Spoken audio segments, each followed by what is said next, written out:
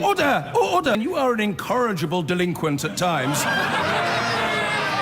Behave yourself, man! Welcome to the Gaslit Nation Brexit special. Today we have a very dear guest that our listeners have asked us for a while now to bring on the show, and that is Carole Cadwalladr stories, looking at the corporate fascist and international crime syndicate that illegally drove the very close Brexit vote.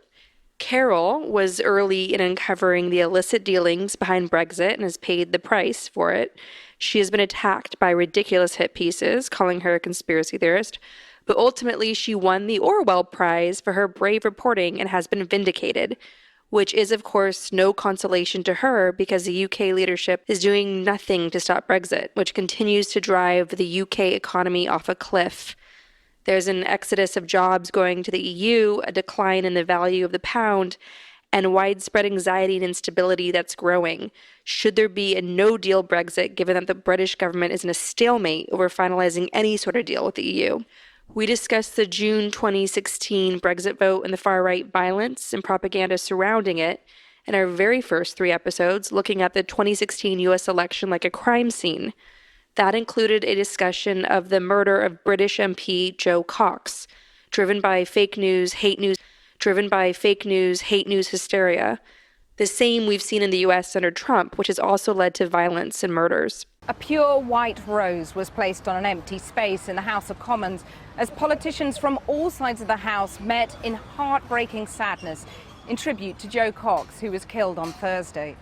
With many MPs in tears and her family watching from the public gallery, Jeremy Corbyn called her killing an attack on democracy, while her friend Rachel Reeves urged colleagues to carry her legacy on. As flags were lowered to half-mast, members of both houses walked together to the grounds of Westminster Abbey for a special service. None of the traditional noisy protests outside Parliament today. Just ever-increasing floral tributes, messages of love, loss and respect. And it was a desperately subdued House of Commons which held an extraordinary gathering today to remember one of their own. A white rose of Yorkshire on each and every lapel. A red and white rose where Jo Cox should have been sitting. Brexit is only a recommendation by the voters. The referendum is not legally binding, but apparently too many people in positions of power and those politically influencing them can cash in on it, or it furthers their ideology. On the right, that ideology is Britain first, and on the left, that's isolationism that ends up serving the Kremlin's interests. Brexit and Trump mean less watchdogs in the world to hold the Kremlin's aggression and funding of Europe's far right accountable. A divided and crumbling Western alliance is what the Kremlin wants and works hard to achieve. So in today's discussion with Carole, recorded in a pub in London when I happened to be in town for my film, Mr. Jones, which had just premiered at the Berlin Film Festival, I joined Carole and her adorable dog, and we sat and talked in a pub about the nefarious cast of characters behind Brexit, which she has worked very hard under great personal risk to expose. They include British insurance businessman Aaron Banks, the single largest donor in British history of any political campaign. That's over £8 million to the Brexit campaign that he donated. It's since been discovered that Banks had several meetings with Kremlin officials and a Russian oligarch, and discussions included lucrative business deals like investing in Russian gold mines. The pro-Brexit campaign donor Aaron Banks has made a U-turn and agreed to give evidence to the Commons Fake News Select Committee on Tuesday. This comes after claims in the Sunday Times that the businessman met the Russian ambassador to the UK 3 times before the EU referendum. Mr Banks has called the report a convenient political witch hunt. In other news today, and the founder of Brexit campaign group Leave.eu, Aaron Banks, will face questions from MPs amid claims he had contact with Russian officials. Joining us now is the chair of the Culture, Media and Sport Select Committee, Damien Collins, who's in South London. Very good afternoon to you, Mr Collins. Thanks for joining us today. What questions will MPs be asking Mr Banks this week? Well, I think following the revelations in the newspapers today, we want to understand more about his links to Russia, and in particular, the business deals that may have occurred as a consequence of those meetings. We know a meeting seems to have been set up to discuss investment opportunities for him in gold mines and other ventures in Russia. Well, did anything come of that? If Mr. Banks profited from his relationship with the Russian embassy through those deals, what happened to that money? Could that money have helped indirectly to fund some of his political donations? Mr. Banks is a very significant individual because he has donated more money to political campaigns in this country, £12 million of it, than any other individual. And obviously his donations were a substantial part of the funding of the campaign to leave the EU. You'll also hear about the UK-based militarized propaganda firm, Cambridge Analytica, founded by American oligarch Robert Mercer and Steve Bannon. For the 2016 election, Jared Kushner brought Cambridge Analytica into the Trump campaign. It relied on harvesting private Facebook data unknowingly from users. The chief executive, Alexander Nix, allegedly reached out to Julian Assange in the hopes of obtaining Hillary Clinton's emails. So Cambridge Analytica is under investigation in both the US and UK. Facebook itself is under fire for Brexit, like it is in the US, for dark money political ads and failing to protect users' privacy. One big takeaway from my interview with Carole is that no matter how messed up things are in America, at least we have a Robert Mueller bringing to light a sweeping investigation into a transnational crime syndicate and its corporate enablers like Facebook. Carole is the closest thing the UK has to a Robert Mueller, which isn't right or fair. British leaders clearly are betraying the people they were elected to protect by allowing the Brexit destruction to move forward, even though it's not a binding vote. And a great deal of illegality has already been discovered, driven in part by the Kremlin, a hostile regime that has killed several people on British soil. We hope the British people stay strong and continue to demand a people's vote, a second referendum on Brexit. And if your leaders refuse to protect you against transnational corruption that threatens your sovereignty, then replace them. Run for office and replace them, as many are doing here in the US. As Carole always says, Brexit and Trump are the same crime. We must stop corruption and hold it accountable, or it only gets worse and kleptocracy thrives.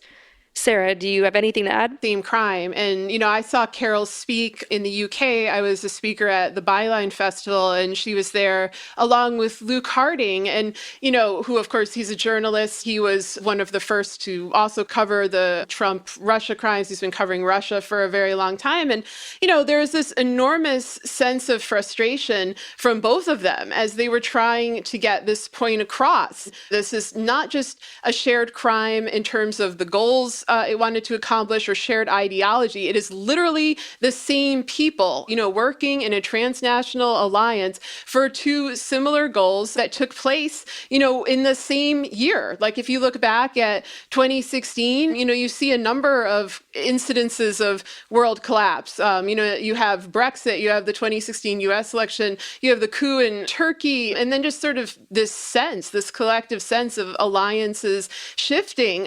And I think, a lot of people chalked it up to like systemic change. Afterwards for both Brexit and the US, it was all about economic anxiety and, people have had enough. And I think there's some truth in that, obviously, because, the economy has been in tatters for the last at least 10 years, from the recession. But there really were, people pulling strings. There really was a transnational criminal enterprise that was attempting to both, avoid the law and avoid being stopped by occupying positions of power and law, and also attempting to build a kleptocracy that, abused social media, that shared white nationalist ties. And it's frightening. It's extremely frightening that we don't have a traditional ally in the UK and that they do not have a corollary to Mueller or to any kind of investigative body at all. As you said, and as Carole says, it's Carole, and a few others who have her back. I don't know, it's depressing. Isn't it though? It is depressing. It's very depressing here in Britain because you've got all these investigators and all these journalists and all sorts of things happening, and we've got nothing. Well, the country has you. I don't think that's really equivalent to an entire department of the FBI, but that's very kind of you. No, that's how I describe you, the closest thing the UK has to Robert Mueller. Well, that's very kind, but if that is the case, then that is really, really, really depressing. I know that's how Sarah and I felt in the very early weeks of 2016 when no one seemed to be doing anything. Yeah, it's really interesting that, because we're in the same position, really, in Britain and America. But, but then it all geared up and started happening in the States, and it hasn't in Britain. And so it's really striking how much worse our total kind of capture of so many institutions in Britain by Russian money. I think that's the thing which becomes really evident. Well, what do you mean by that exactly? Well, Bill Browder who's the Anglo-American businessman who's been campaigning for a Magnitsky Act, gave evidence in Parliament yesterday, for example, and he pointed the finger at, he didn't name them, but a whole load of different lords. He named one of them, actually. So people who sit in the finger at, he didn't name them, but a whole load of different lords. He named one of them, actually. So people who sit in Parliament as lawmakers, but who are being paid by Russian oligarchs, refusing to answer questions about what they do for them. Order. Welcome to this afternoon's Foreign Affairs Committee session. Welcome, Mr. Browder. Thank you very much for coming. If we could start off, Bob, you wanted to begin.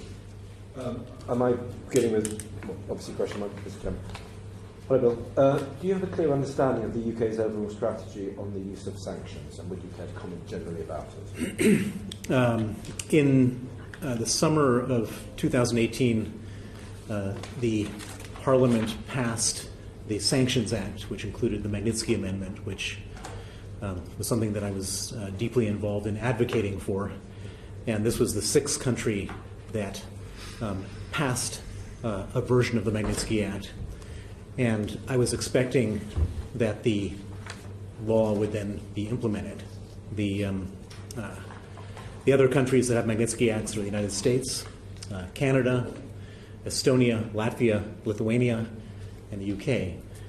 And all of those countries have passed Magnitsky Acts and have sanctioned people in Russia and other countries. The United States has roughly 150 people on their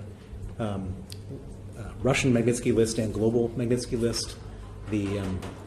Canada has more than 70. Lithuania has roughly 70, and then 49 for Estonia and Latvia. The UK has sanctioned 0 people since the law was passed. Why do you think that is? Well, the official explanation from the government is that it's not possible to do it under EU law until the UK leaves the European Union. However, I have worked together with the most renowned sanctions experts in the country who helped contribute to the sanctions legislation, and they refute that explanation, saying that it's within the powers of the government as it stands right now to use the law. And I would point out that Estonia, Latvia, and Lithuania are also members of the European Union and have used their Magnitsky Act. And so the idea that it's not possible under EU laws or under EU agreements clearly isn't true. Therefore, it raises the question, what other reason would there be for not sanctioning people?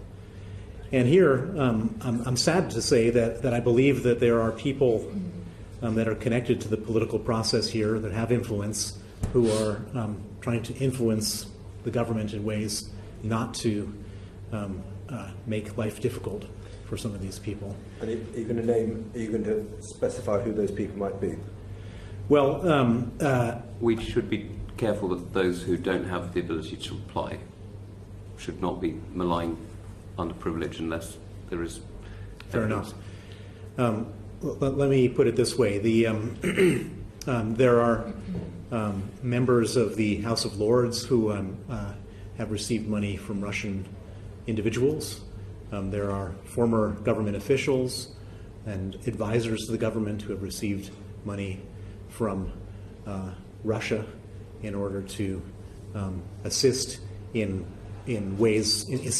blocking sanctions consequences for Russians that I'm aware of. And I have evidence which I'm happy to produce to this committee of those individuals, either in private or in writing, if that would. If you have evidence in writing, we'd be very grateful to receive it.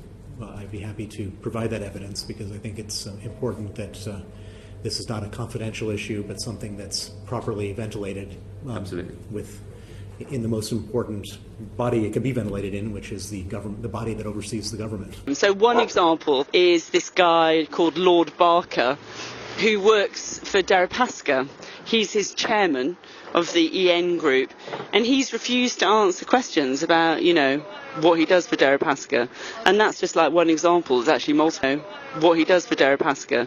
And that's just like one example. There's actually multiple ones. So, and I wanted to make one further point, and I realize that I'm not supposed to be, I realize that you have to give people an opportunity to reply, but I think I can speak publicly about issues that have been already aired in the public domain. And the issue of Lord Barker, who has been actively lobbying on behalf of Oleg Deripaska, I find to be an incredible situation. It's remarkable that a person who is a lawmaker in this country, a member of the House of Lords, is allowed to be paid by a Russian to lobby against sanctions for that Russian. And I can't allege that Lord Barker was lobbying against sanctions in the UK because we don't have evidence of that, but it's a matter of public record that he was the lead lobbyist in Washington against Russian sanctions and succeeded in having Russian sanctions deleted against Oleg Deripaska's company. And I was in touch with members of Congress yesterday who explained that one of the principal reasons the government did that was because of the very reputable Lord Barker coming to Washington to do that. I think that there should be an absolute ban on members of Parliament lobbying on behalf of foreign governments. Full stop. I can't even imagine that that's allowed to happen, and that's happening in plain sight and it's happening without any consequence. I think this is the point you made in answer to the first question. When you talked about people in positions of power or in the House of Lords or wherever making money as a result of their involvement with Russia, you're not talking about legitimate business interests, which anybody might have. You're talking about people being paid to lobby against sanctions here in the UK. So and that's a very separate thing, isn't it? So I mean, there's an example again. It's been in the public domain. I'm sure he has plenty of opportunities to answer. Lord Goldsmith was paid £75,000 by Andrei Pavlov. Andrei Pavlov is a member of the Kluyev organized crime group. Andrei Pavlov paid Lord Goldsmith specifically to use, not as a lawyer, because that's what he is in his profession, but to use his name and his stature to lobby the European Parliament to keep Andrei Pavlov's name off of the EU Parliament's Magnitsky sanctions list of which he was being proposed. You can just draw Andrei Pavlov, the guy who was involved in this crime in Russia, paying Lord Goldsmith to lobby a European political body to keep his name off a sanctions list. It doesn't get more direct than that. Can I go on? Go on, Bob. What we're talking about is effectively you're accusing these two individuals of being upmarket facilitators, whatever the word that one can use, in the same way that there is a small army of lawyers and lobbyists and PR types in London, and the reputation managers who effectively launder these people's reputations and money in whatever way. I'm saying exactly that effectively these are enablers for very bad people in Russia and other places. These are sort of effectively, in the world that we live in right now, wars are not being fought on battlefields. They're being fought in banks. They're being fought in the media. They're being fought with information. And these are the warriors who are part of who went to the same schools, worship in the same religious institutions, were brought up in the same nice families as all of us, but decided to go over to the dark side and to sell out and to use their position and their privilege to cover up the crimes of people from the bad guys from the Putin regime and other places. Okay. Sorry, go on. So just on that, finally, thank you for the apologies, Dan.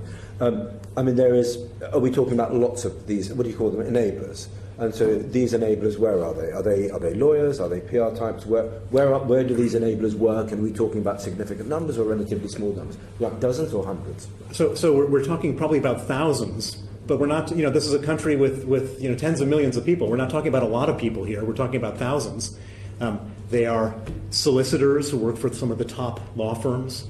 They are public relations executives who work for some of the largest and some boutique public relations firms.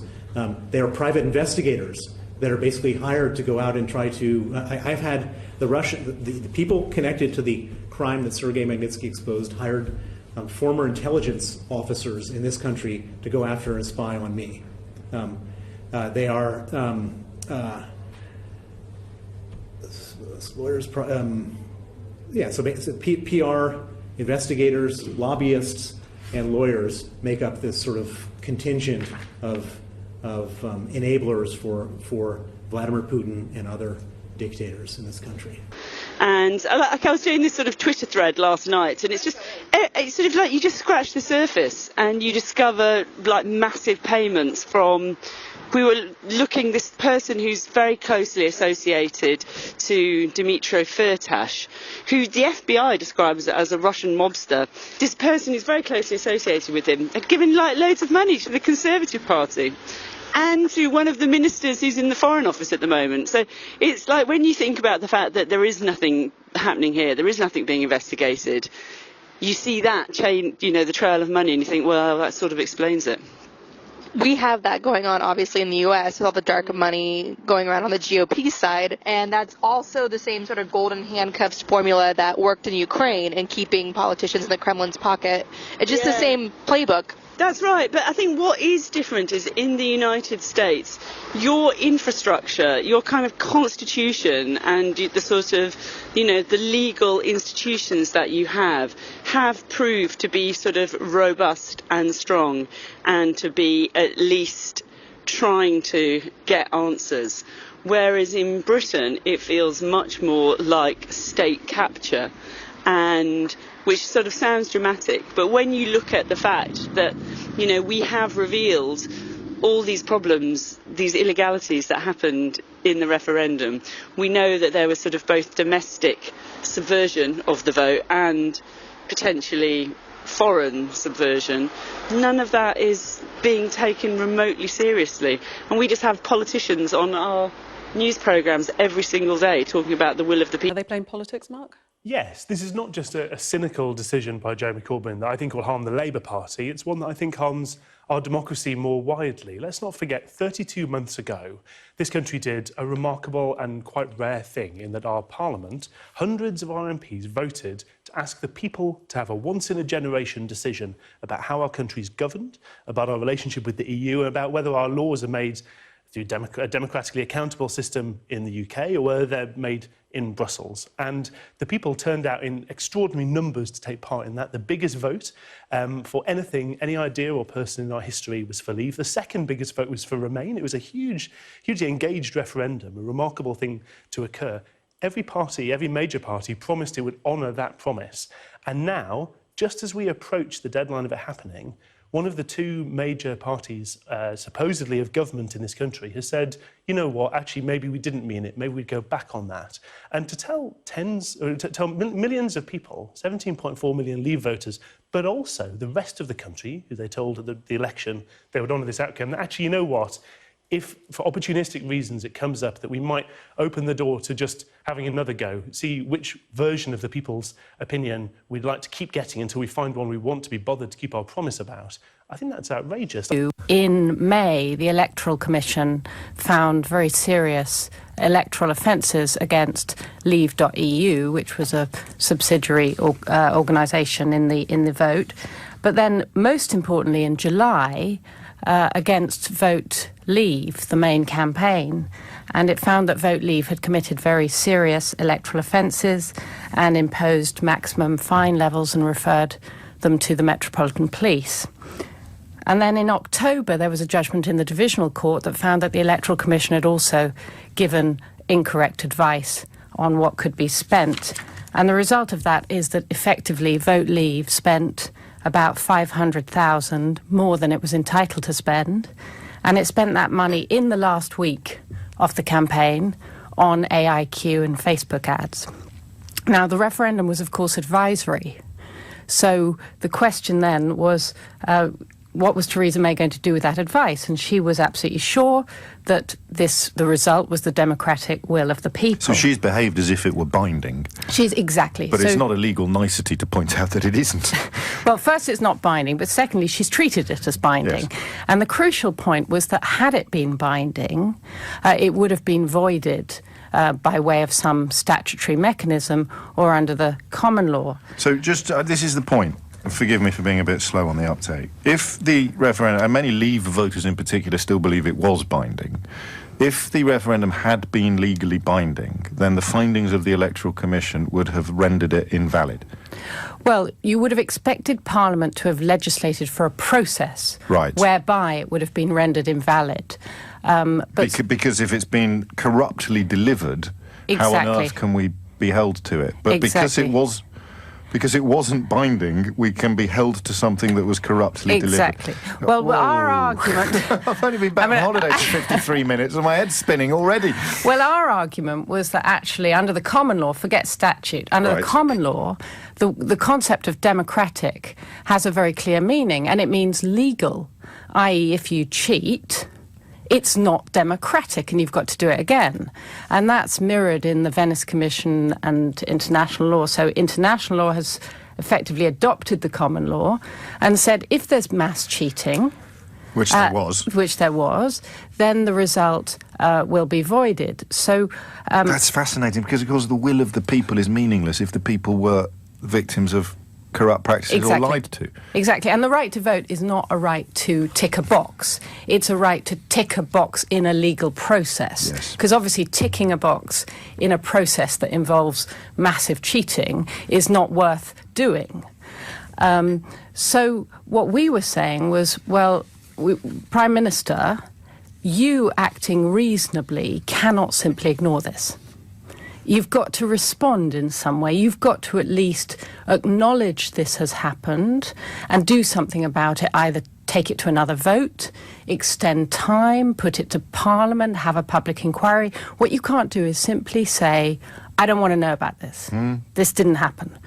And that was effectively our argument, and that was dismissed. So the court essentially found that the Prime Minister is not obliged to take account of the mounting evidence that casts doubt on the legitimacy of the referendum.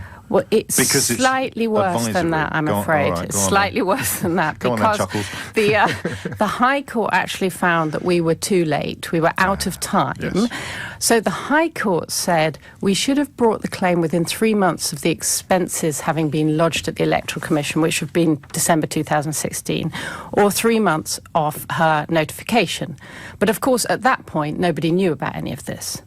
So we were in a kind of... It was only in July that that 675 grand that suddenly popped up in the fashion student's bank account was discovered. Well, there were rumours around, but certainly when she notified, the Electoral Commission had in fact closed its investigation, and a judicial review had to be brought against the Electoral Commission to get them to reopen it, which led to their result in July 2018.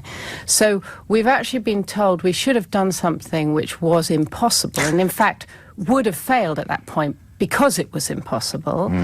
And we've also been told, well, Parliament's now in control, which we know this week is not true. In control of the thing that Theresa May keeps postponing. Exactly. Yes. So Parliament's taken control of the process.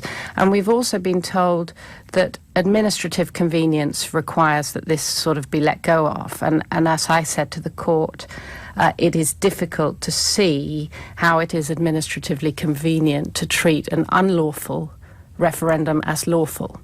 But in any event, the final thing which the court kept asking about was, well, how can we prove it actually had an effect?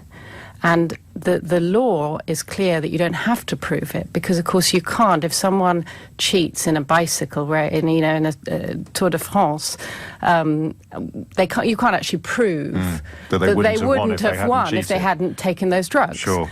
And this is where Emily Thornberry, sitting in this chair last week, somewhat disingenuously was arguing that nobody thinks that they were influenced by the AI. Yeah. So that it plays into that narrative, albeit not in legal terms, but in rhetorical terms. And we were arguing that it wasn't just the Electoral Commission's findings, it was also the ICO finding Leave.eu 120 grand, the DCMS findings, the AIQ Mueller investigation, which everything. The Canadian Parliament has done astonishing work doing, but ours, despite the best efforts of Damien Green, remains curiously quiet. And we still don't know where the £8 million that Aaron Banks spent came from. No, well, that's being investigated by the National Crime Agency, and they won't give us any information as to where they've reached. So we wrote to I understand that. You do as well, presumably, because it's an ongoing investigation, and they don't want to kind of let any... I understand that, but there is real concern about the delay because the Met has had this information since July 2018, and the NCA slightly later, although the Leave.eu was referred in May 2018. So there is concern about the delay because Brexit, 29 March 2019. Yes, 2 weeks after the meaningful vote. Right, and the Brexit vote was so incredibly close, so it's not like there's any mandate there by any means. Well, it's 600,000 people. I think that's what it comes down to. So one of the chief strategists of it, they found extra voters. That's what they did in Brexit particularly. It was one of the things, they turned out people who don't normally vote. Yeah, so it's a tiny, tiny, tiny sliver of people who, we know that in the last days of the campaign, this fire hose of disinformation was bombarded at them. And one of the things we've been trying to do here, which this parliamentary committee led by Damien Collins has been really good about trying to do, is to get answers from Facebook about who that was targeted at, what did they see. And we haven't been able to get those answers. And in Britain, we really, really tightly control our electoral finances. And Facebook knows how much was overspent, by whom, who was targeted. It has all of those. Let's move on, though. And MPs are calling for a code of ethics to ensure that social media platforms remove harmful content and fake news from their sites. A major new report calls for an independent regulator to start policing social media companies. The Digital Culture, Media and Sport Committee wants a new compulsory code for all platforms to follow. The independent regulator would have powers to launch legal action against companies who breach that code. The committee also calls on the government to reform current electoral communications laws and rules on overseas involvement in UK elections.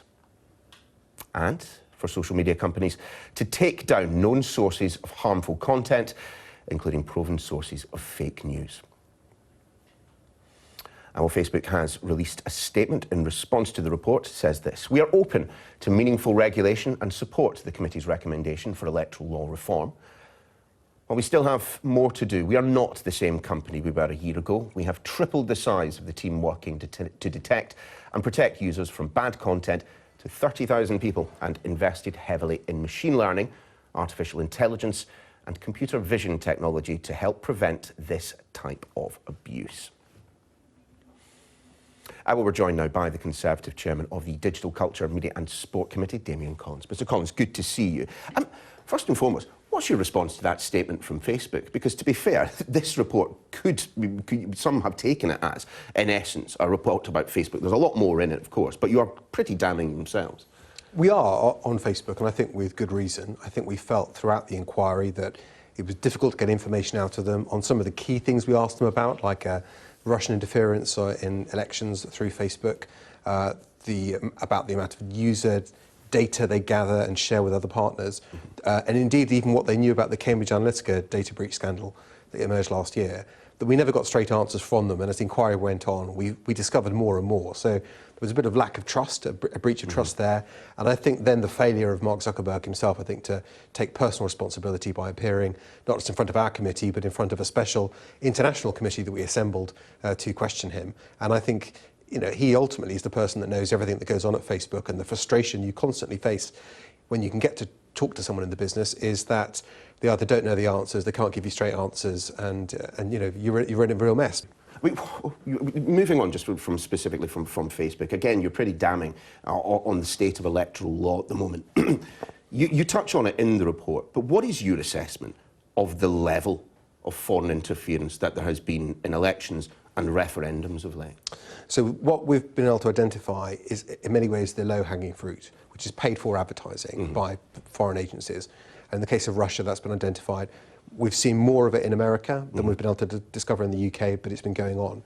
I think the next challenge here is the role of fake accounts. Fake accounts are largely the problem for sharing information.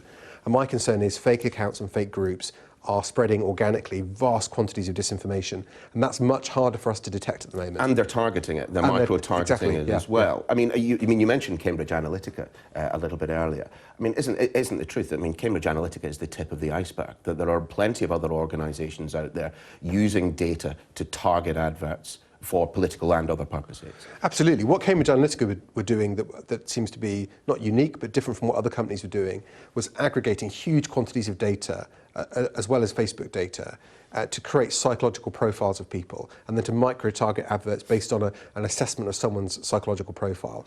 And I think the big question there is people's political beliefs, you know, are protected in data law. If they don't willingly share what they think about an issue or an election or a party, then they don't have to. But what Facebook has enabled companies like Cambridge Analytica to do is effectively guess by analysing someone's data and then targeting the information. And my concern is a lot of the hate that is shared online, a lot of the divisiveness in our society today is being driven by these companies exploiting social media. So you have said that Brexit and Trump are the same crime. In what ways are they the same crime? Well, it's just that we see the same companies working in both and the same individuals and the same dodgy data. And there's very clearly these transatlantic links. And we know that the campaigns learned from each other and used similar techniques. And we know that the sort of, you know, one of the key strategists behind it, Steve Bannon, you know, chief strategist for Trump, very good friend of Nigel Farage, who was the vice president of Cambridge Analytica, which, you know, worked for the Trump campaign and, although it's still contested, worked for the Brexit campaign.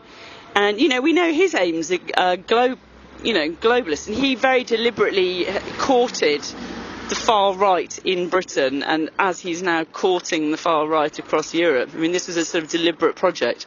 And also you have Mercer money in the form of donating Cambridge Analytica's help to Brexit.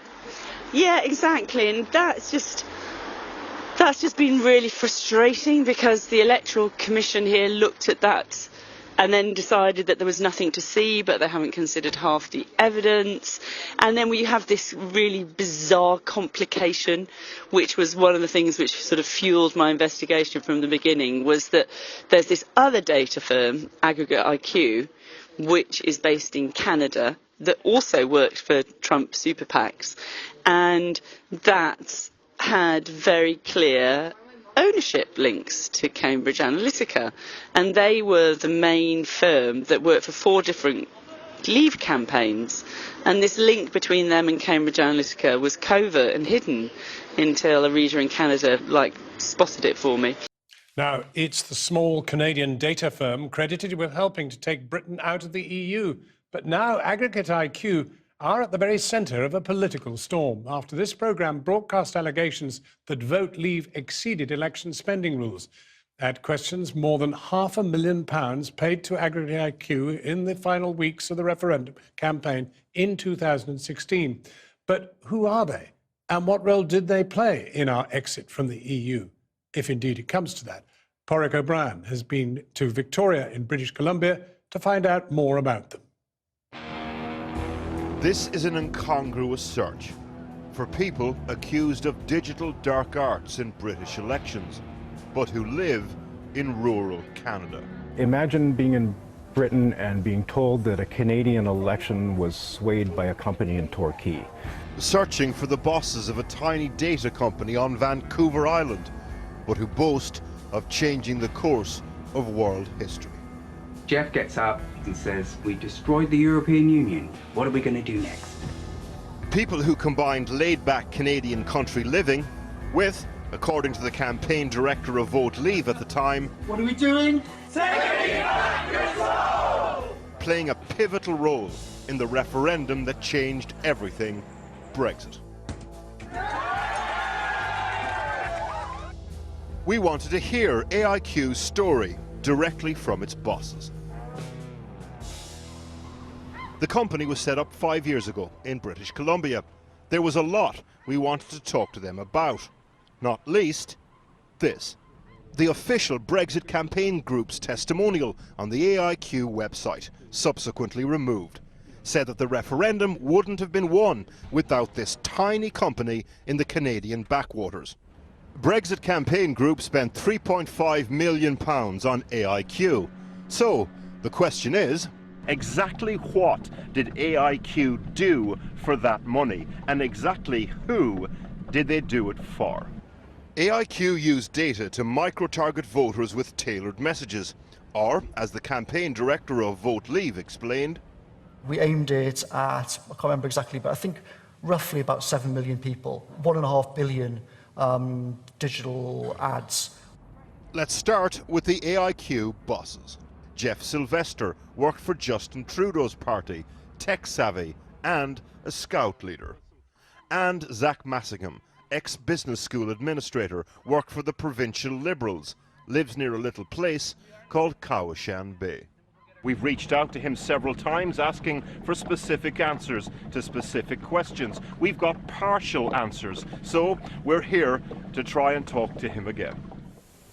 When we knocked on his door, we were told he wasn't in. His wife didn't know when he'd be back. I've reached the voice box of Zach Massingham. It's Jeff Sylvester. Please leave a message after the tone. Give me a quick call when you have a moment.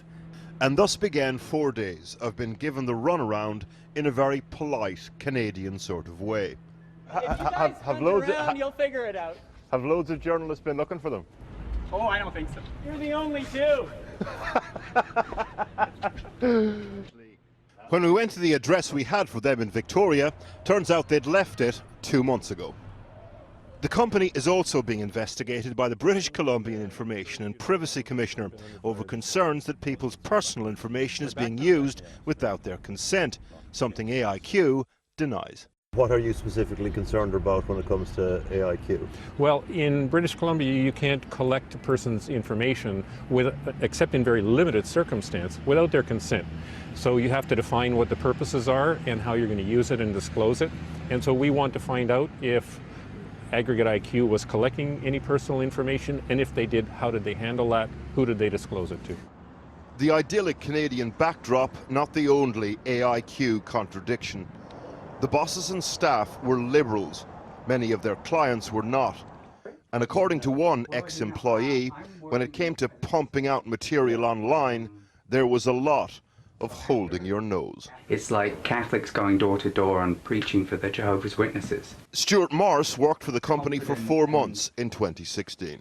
Zach was talking to one of the guys who was writing a script, and he was like having trouble, and he was saying, oh, you know, I don't want to say this, I don't want to say that. And Zach says, okay, this is for a very right-wing candidate. If it makes you cringe, it's good. Mr. Massingham denies saying this, but that's not the only reason we want to talk to AIQ.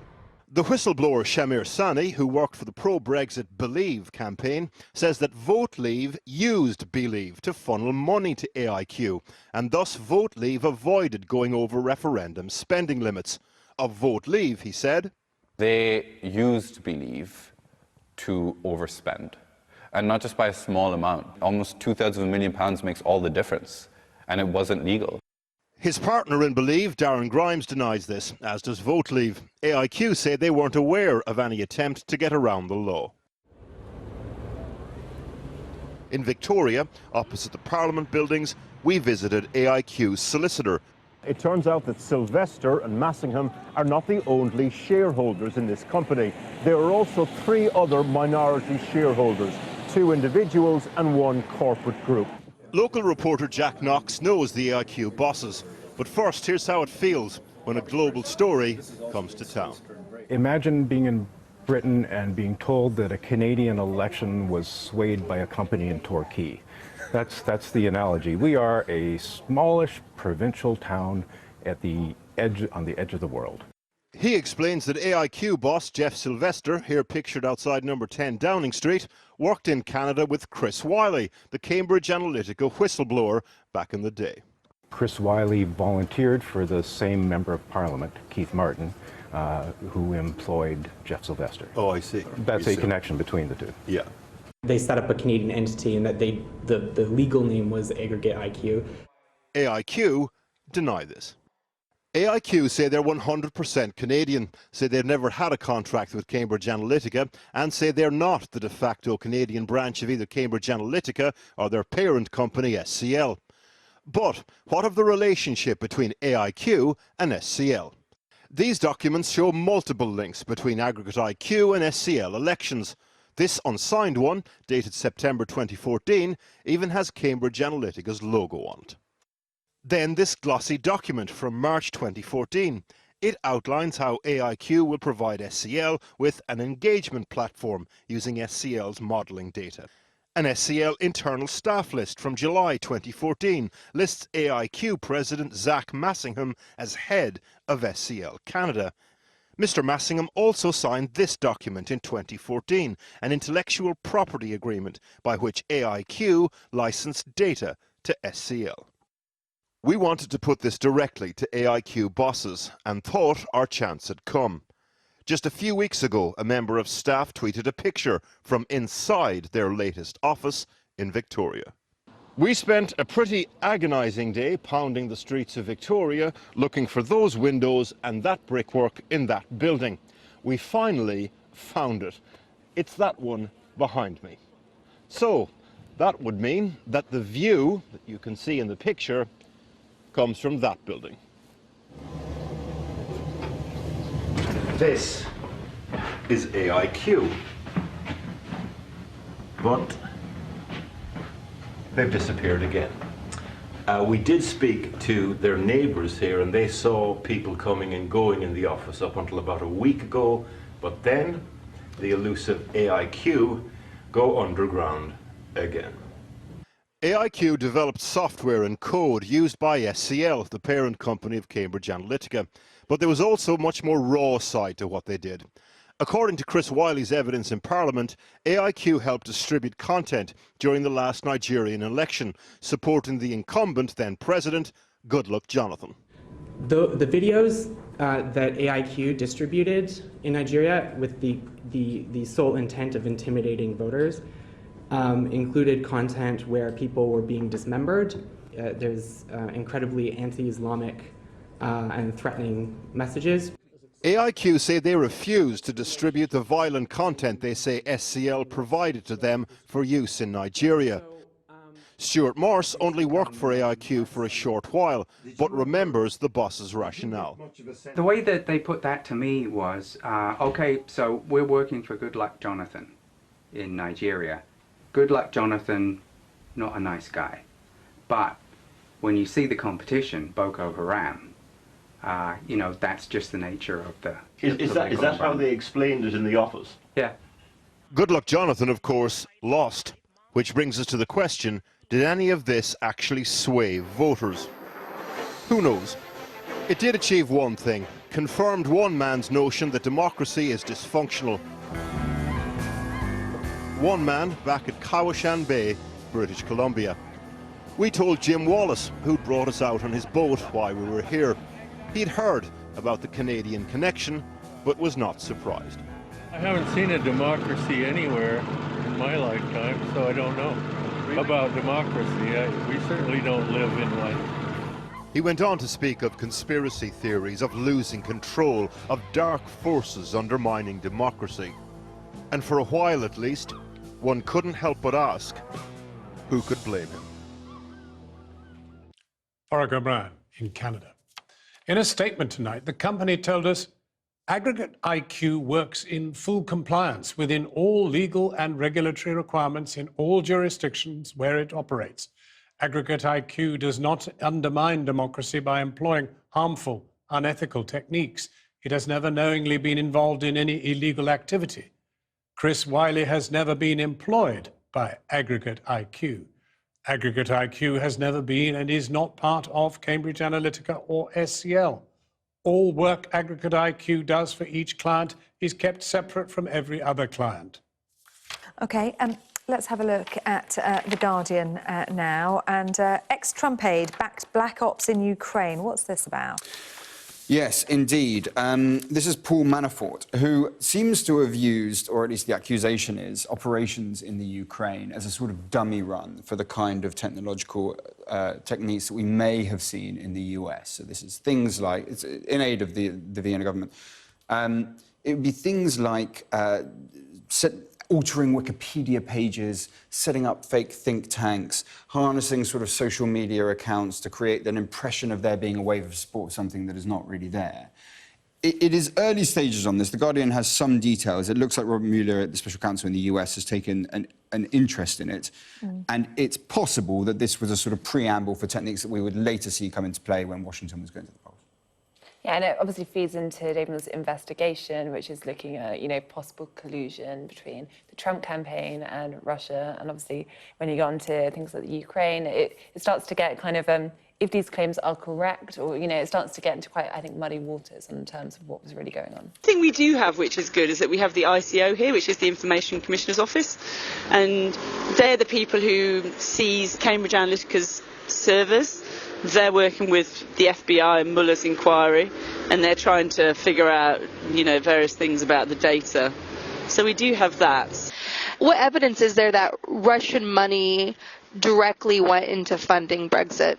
Just around Aaron Banks and then that whole issue. There's been all this suggestive stuff about Aaron Banks and his links to Russia, and, we know all across Europe that Russia funds the far right. But we had no hard evidence until last summer. And Aaron Banks, he'd always said that he'd had some contact with the Russian ambassador in London, but that it was one boozy lunch. And, he talked about, it was so great, we had vodka and so, but this is the only contact he had. Now, what's really fascinating about this is in those first indictments that Mueller unsealed a year ago last November, he identified the Russian ambassador in London as this sort of key conduit between the Trump campaign and the Kremlin. So in the Papadopoulos indictments, he came up.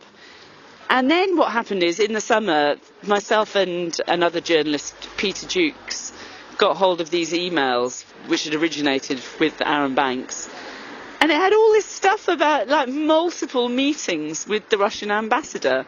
And not just meetings, but the Russian ambassador had introduced him to this oligarch who offered him these two hot... The man who donated millions of pounds to the Brexit campaign is under scrutiny for paying thousands of pounds to a leading politician in the small African kingdom of Lesotho. Aaron Banks has mining interests there and neighbouring South Africa.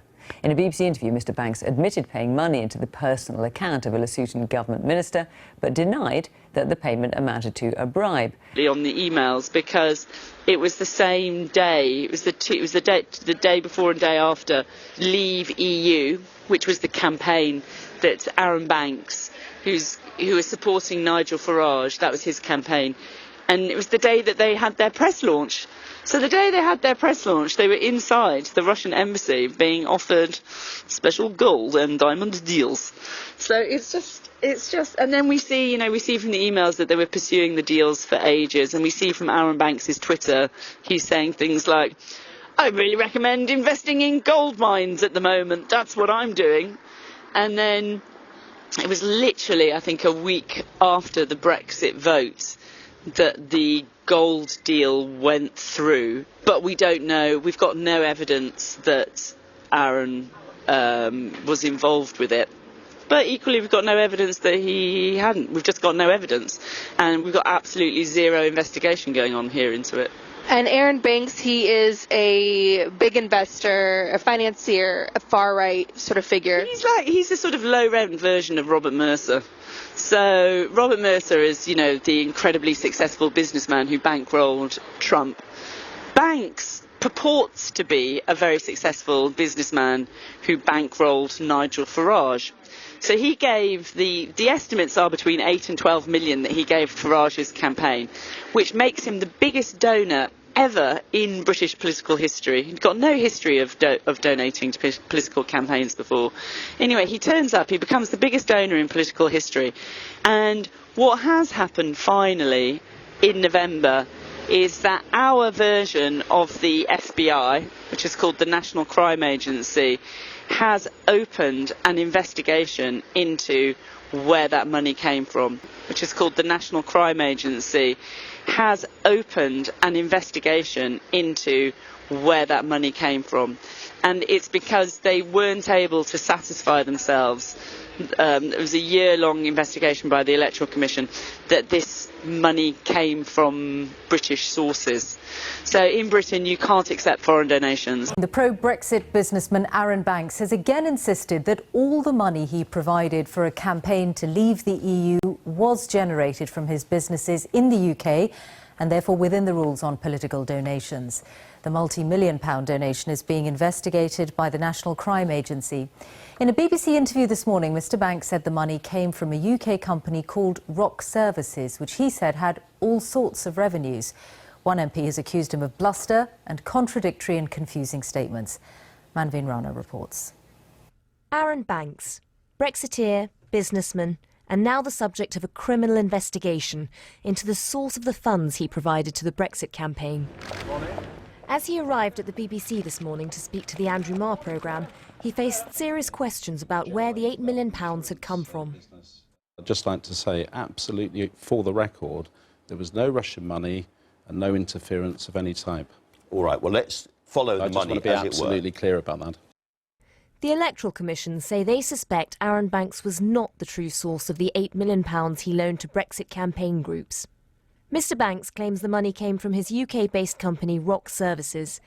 However, the Electoral Commission suspects the money came from the parent company Rock Holdings, registered in the Isle of Man, which would make it an illegal source of funds under UK electoral law. I'm just making clear where The money trail was at the heart of the interview with Andrew Marr. Where did the money originally come from? It came from a UK company that had cash generated in the UK. Which UK company? Rock Services. We've evidenced that to the Electoral Commission. Rock Services is a shell company. It doesn't generate You money just itself. said it's a shell company. We don't see how Rock Services can generate £8 million quid. Are we not at the position where the Electoral Commission have referred it? We will explain ourselves and the accounting that went behind it, and I'm very happy with it. You told Parliament that Rock Services was just a service company. You've told me something very different today. I haven't seen the actual transcript of that. I will go back and look at that. But I'm telling you that the source of the funding was Rock Services. The Electoral Commission, who have seen the accounts of Rock Services, claim there were insufficient funds to justify such a large donation. You're not giving me an answer. You're avoiding I've said. An MP from the Select Committee that quizzed Mr Banks says his explanations so far have been inconsistent and full of bluster.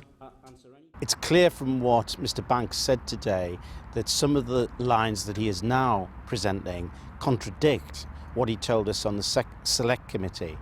It's a very confused picture that he is presenting. I think that's quite deliberate.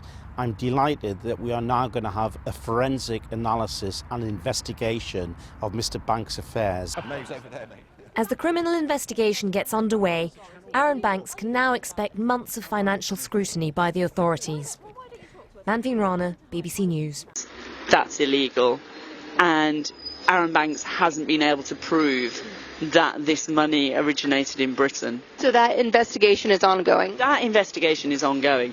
And it's fascinating because, you know, this was all out in the open. So Aaron Banks is in the Panama Papers. You know, he's got a network of offshore interests. This was all known beforehand. And this is all known now. Meanwhile, we're something like 40-something days before Britain leaves the European Union. We have no deal. It feels like the entire country is having a nervous breakdown. All of every day a financial institution announced that it's moving to Europe. Once a week we get an announcement of a car factory or an airplane manufacturer that is moving to Europe. I mean, the impact upon the country is enormous. Meanwhile, we don't even know who paid for the referendum. We just do not have those answers. And it's being totally ignored. So this is why I'm going mad. you and the rest of the country, and there's so many people that regret their votes. This is certainly, I mean, it's just one of the things, yeah, I mean, there's no figures on it, and it's seen as, what we have in Britain, our problem, is that we have both hard right and hard left MPs who are very determined to carry out Brexit at all cost. So at least in America, you have the Democrats who've stepped up as an opposition to the Republicans and to Trump, whereas here we haven't. Our opposition is missing in action, and our opposition is not asking questions about Russian money. It's not asking questions about the legitimacy of the referendum. It is truly, truly hopeless, and that's why I get terribly annoyed and do late night tweeting. That's because your opposition is led by Jeremy Corbyn, who's advised by Seamus Milne, who has published several articles that sound like they're straight out of Kremlin propaganda, defending Yanukovych, defending Hugo Chavez, and basically just towing the Kremlin line all the way through.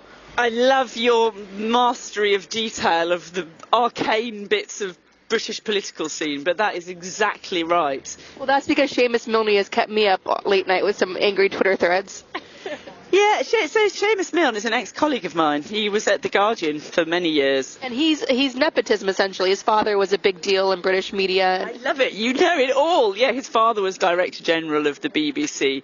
He's a champagne communist, basically. Yeah, he went to a very expensive private school here, and he's had this sort of very privileged position in the British media to expound his views. And one of the views, which is there very clearly in black and white, is that he thinks that Russia was kind of in the right when it invaded Ukraine.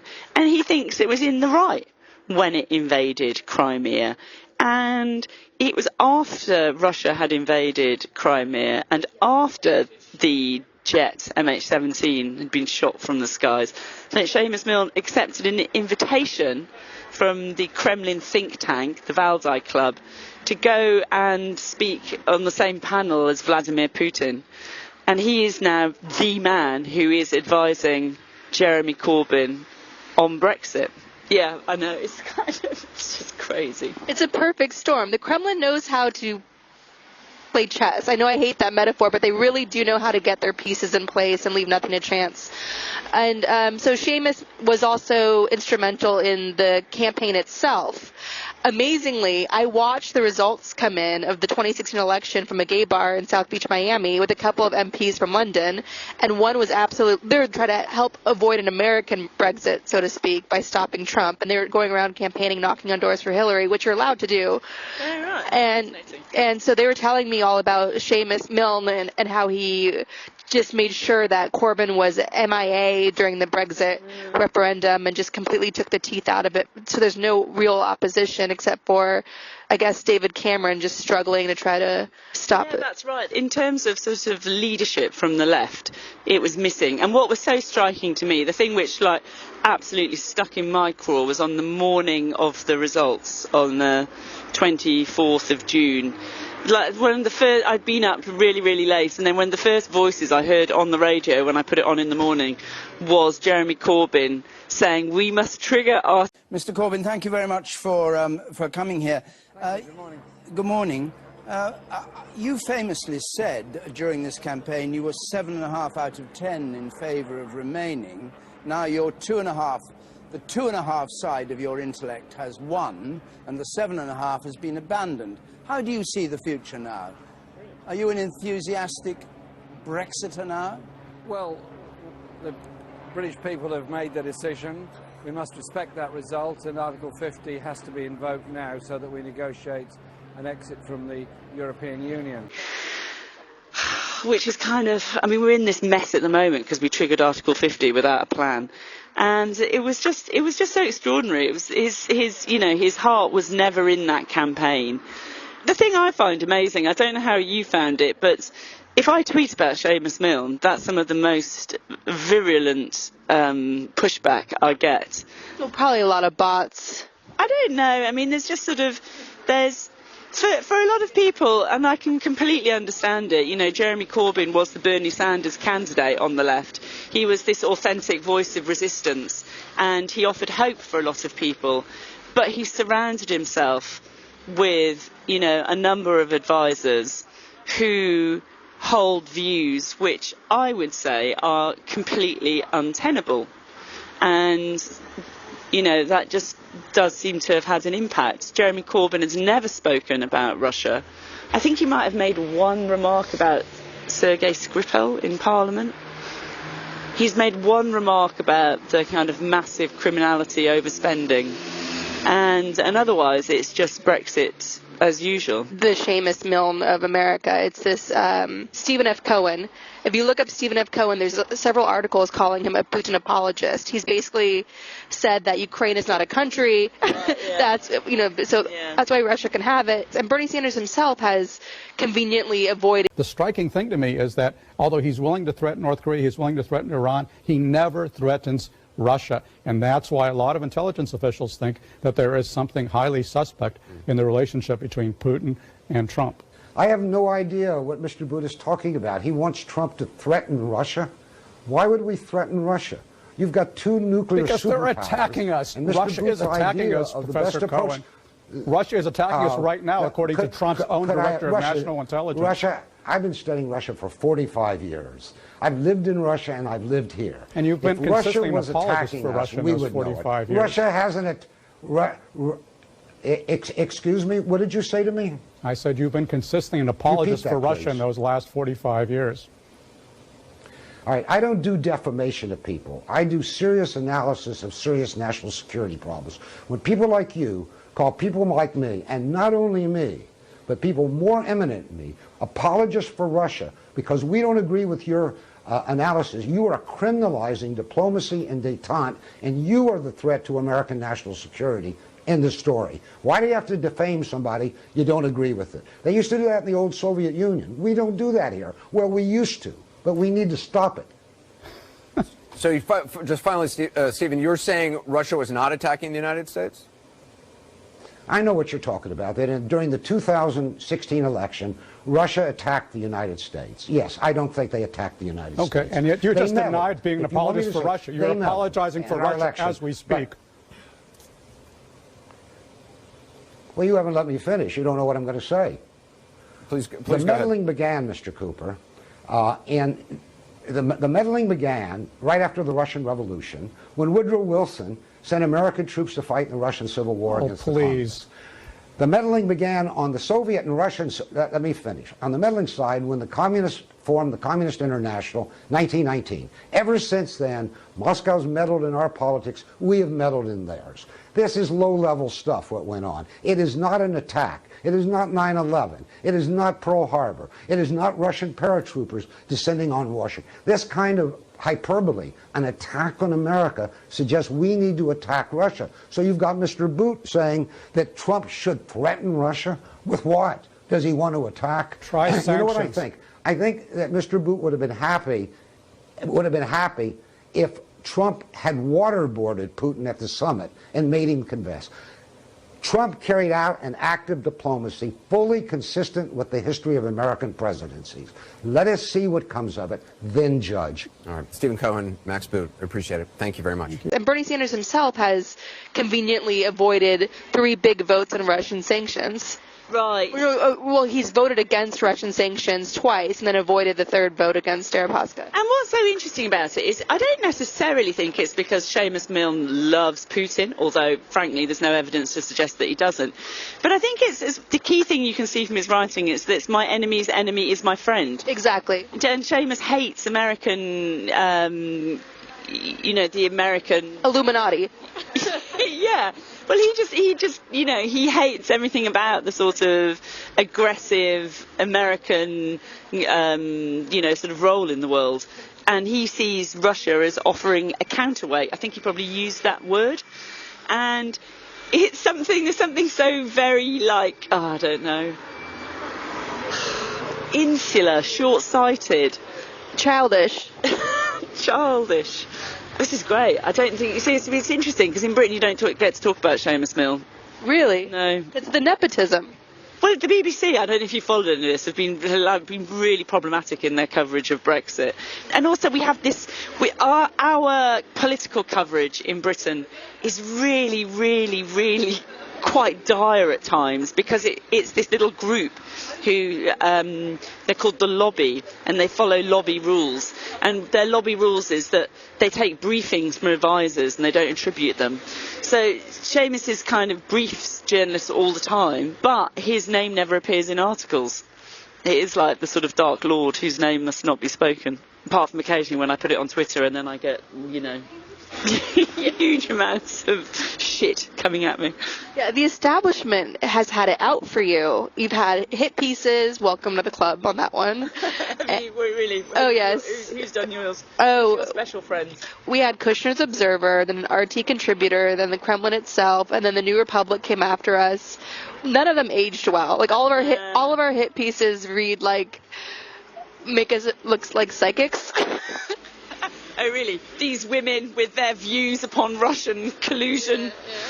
Yeah, no, it's really weird. I mean, it's kind of, it's the one of my colleagues says, you know, judge a woman by the quality of her enemies. And it's like, my God, it's like, I just have so many of them and they're so diverse.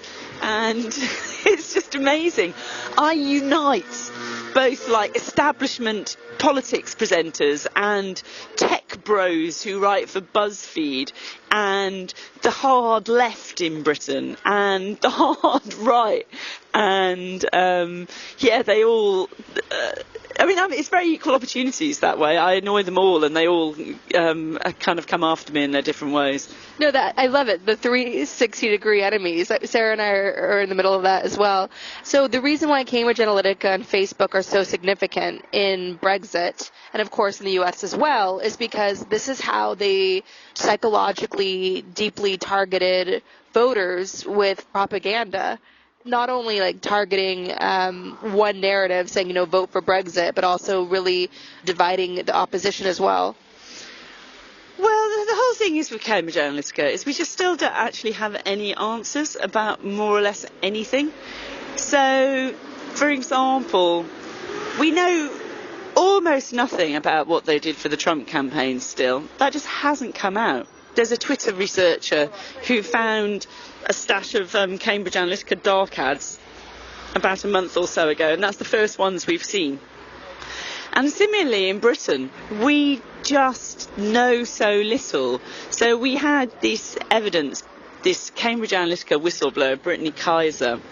She actually brought forward really interesting evidence about what Cambridge Analytica had done for the Leave campaign. And it was very foundational. It was this fundamental research that they'd done at the beginning and they'd handed over to Leave EU. And then it looks like Leave EU used their own personnel in Aaron Banks owns an insurance company, so he has all sorts of data. And Brittany Kaiser said that she had seen them she had seen people in his call centre using insurance data to target people politically, for political purposes, which is hugely illegal in the UK. And Aaron Banks has been fined over that, well, over contamination of data by the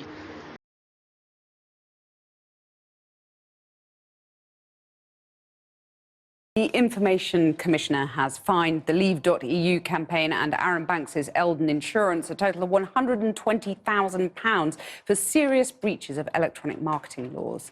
Both firms will be audited to determine how they're using customer information after the ICO found they had shared mailing lists without consent. Separately, Mr. Banks is being investigated by the National Crime Agency and the Financial Conduct Authority. He has denied any wrongdoing. The ICO initially announced in November that they intended to fine the two organisations for data breaches. They found that Leave.eu used Eldon Insurance customers' details unlawfully in order to send almost 300,000 political marketing messages. Leave.eu has been fined £15,000 for this breach. The Commissioner also found that Eldon Insurance carried out 2 unlawful direct marketing campaigns in which more than 1 million emails were sent to Leave.eu subscribers without sufficient consent. Leave.eu has been fined £45,000, which is £15,000 less than the ICO initially proposed, while Eldon Insurance has been fined £60,000. But we haven't even, for example, we don't even know, Facebook haven't handed over the adverts that he used. We know that he used millions of different ones, but we don't know what they are. There was huge pressure on Facebook and they eventually handed over some of the other campaigns, Vote Leaves, but we still don't have the Leave EU ones. As I say, it's sort of reliant upon self-reporting, and the one thing we've seen from the campaigns repeatedly is they just lie. Yeah, I really don't have any confidence that we've got to many of the fundamental facts yet. Who is financially benefiting from Brexit?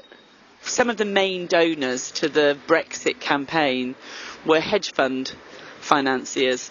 So there's a whole group of people who all gave £100,000, so about, what's that in dollars, maybe $130,000 or something, to the campaign, who made millions on the night of the vote because there were such enormous shifts in the currency. It was maybe $130,000 or something to the campaign, who made millions on the night of the vote because there were such enormous shifts in the currency. And it's really fascinating. There was this amazing article which came out last year by Bloomberg. There's this really compelling evidence that Nigel Farage helped to manipulate the currency movements on the nights to make more money for his friends, the financiers. And I can say that because the allegations are all in that article, because what happened is at 10 p.m. on the night of the vote, so just as the polls closed, Nigel Farage gave an interview and he said, "That's it, we've lost, we tried our best, never mind." And the pound shot up in value, and then 2 hours later or something we had the first results and it came in, it was obvious that it was like Leave, had got this massive vote, and the currency markets plunged spectacularly, and that was when this entire group of people made shitloads of money. And it's the same thing now, is that this chaos which is happening and is leading to currency movements and will lead to more. Like there's the no deal Brexit is this terrifying disaster which may be visited upon the country, but the people who will benefit from that are the financiers who can, big currency swings are just like an absolute betting opportunity. So the financiers of Brexit betted against the British pound. Yeah, they bet against the pound, exactly, and they won. And then, so they stand to make a whole load of money. And then the other people who stand to make a whole load of money, you can see sort of circulating around Aaron Banks and Nigel Farage. And they're the sort of, we call them the disaster capitalists. But there are certain things in Britain which there's a lot of American businessmen who'd like to get their hands on, and one thing is our health service. So because we have the NHS. Oh no, Americans are going to give you our health care? I'm sorry, you have to stop that. I know. Well, it was one of the things when Theresa May visited Donald Trump and they started talking about deals post-Brexit.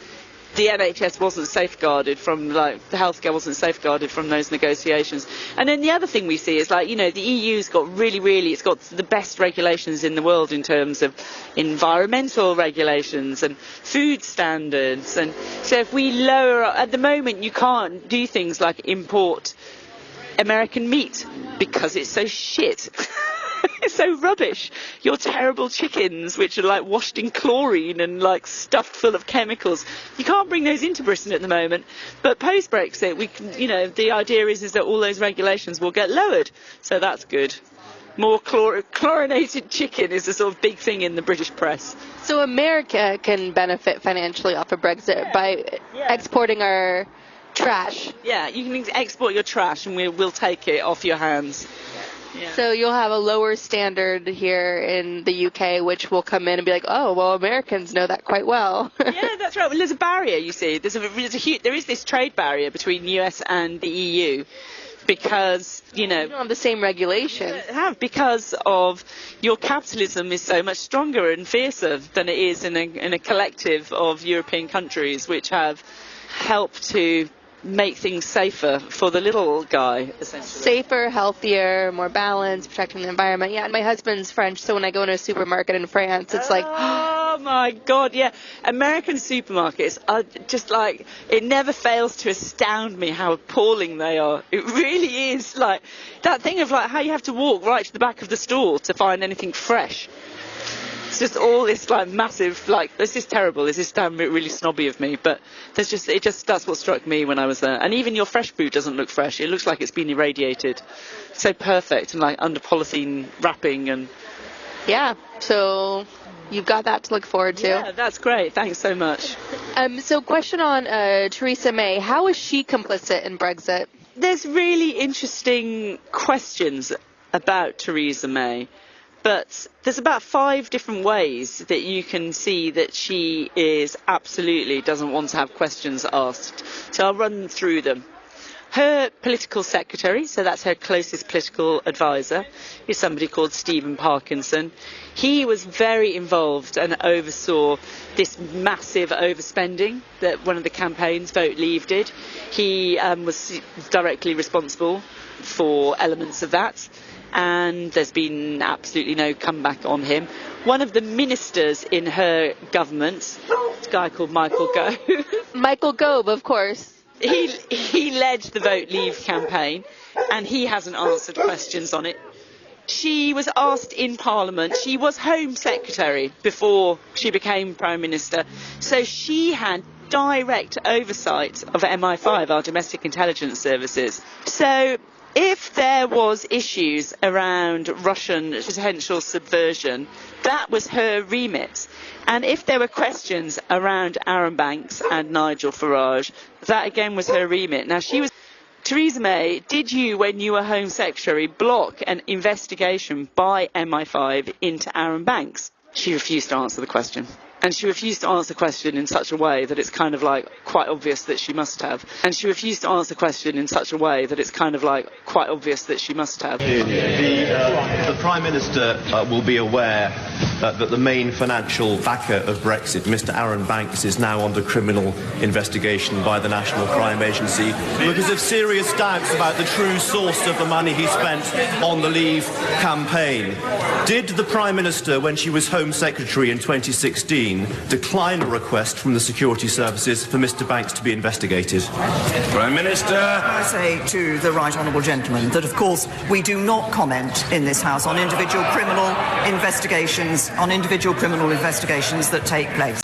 And then, thirdly, you look at the amount of money that the Conservative Party has taken from these dodgy Russian oligarchs, many of whom are really, really intimately connected to the Trump-Russia investigation. And it's just, you can see there's just a complete can of worms here. So no, she really doesn't want to get answers. And she's failed to. So we've had this committee in Parliament which has been pressing Facebook for answers on all of this stuff. And the government has completely failed to back up Parliament and get those answers from Zuckerberg.